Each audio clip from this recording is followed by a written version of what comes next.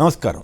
వార్తా విశ్లేషణ కార్యక్రమం లైవ్ షోకి స్వాగతం. ముందుగా ఈరోజు విశ్లేషణ. సాక్షి గొంతు నొక్కేస్తున్నారు అంటూ కూటమి కుట్రలపై మంగళగిరి, పుత్తూరు, కడప ఎన్నికల సభల్లో ముఖ్యమంత్రి వైఎస్ జగన్ తీవ్రస్థాయిలో విరుచుకుపడ్డారు. ఈ వార్తను సాక్షి ప్రధానంగా ప్రచురించింది. బాబు బార్కోడ్ కుట్ర ఉయ్ యాప్ పేరుతో ఎన్నికల అక్రమాలకు బరితెగింపు. చంద్రబాబు, షర్మిల మిలాఖత్, టీడీపీ, బీజేపీ, జనసేన కూటమికి ప్రయోజనం చేకూర్చేలా ఆమె ప్రచారం చేస్తున్నారు.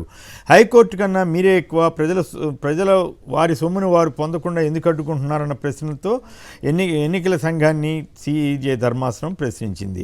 మోకాలడ్డింది స్కీముల డబ్బులు జనానికి అందకుండా మోకాలడ్డింది చంద్రబాబు అంటూ మరో స్టోరీ ఇచ్చారు. కూటమి కళ్ల ముందు ఓటమి, తారాస్థాయికి చేరిన టీడీపీ అరాచకాలు.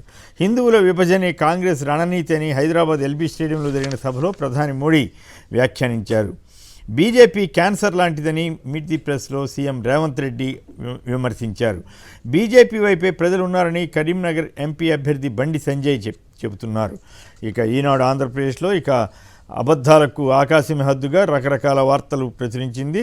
చంద్రబాబు గారు ఏది చెప్తే అది జూలై 1నే 7,000 పింఛన్ ఇస్తానని ఆయన చెప్తే పచ్చి అబద్ధమని తెలిసినా కూడా, సాధ్యం కాదని తెలిసినా కూడా వాళ్ళు ప్రధాన వార్తగా ఇచ్చారు. ఇక వీళ్ళు రామోజీరావు ముసలి కన్నీరు గారుస్తున్నారంటానికి సడన్గా రాజశేఖర రెడ్డి గారి కుటుంబం మీద వాళ్ళకి ప్రేమ పుట్టుకొచ్చింది. కడపగడ్డపై కన్నీరు పెట్టుకున్న రాజన్న బిడ్డ అంటూ ఒక సోది వార్తని ప్రముఖంగా ప్రచురించి ప్రజల్ని మోసం చేయడానికి యత్నించారు. అలాగే మల్లికార్జున ఖర్గే చేసిన విమర్శలను కూడా ప్రాముఖ్యత ఇచ్చారు. ఈ కేజ్రీవాల్కి 21 రోజులు బెయిల్ ఇచ్చారు. అలాగే ఎజెండాలో పేదలకు స్థానం లేదని సిరిసిల్ల, సిద్దిపేట ఎన్నికల సభల్లో సీఎం కేసీఆర్ వ్యాఖ్యానించారు.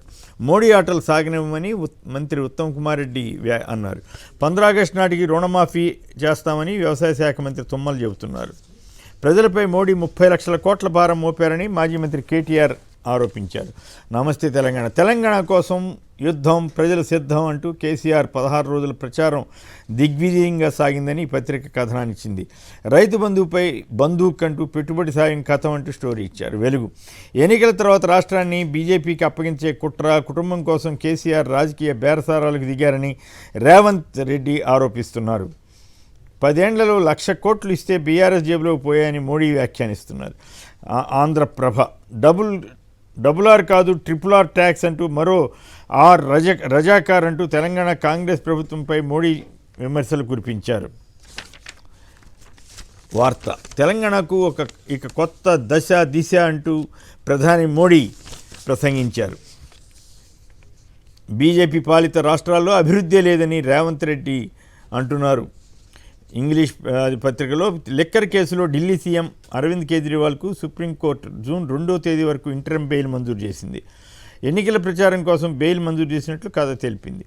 ఎన్నికలు జరిగే మే 13వ తేదీన తెలంగాణలో వర్షం కురిసే ఛాన్స్ ఉంది.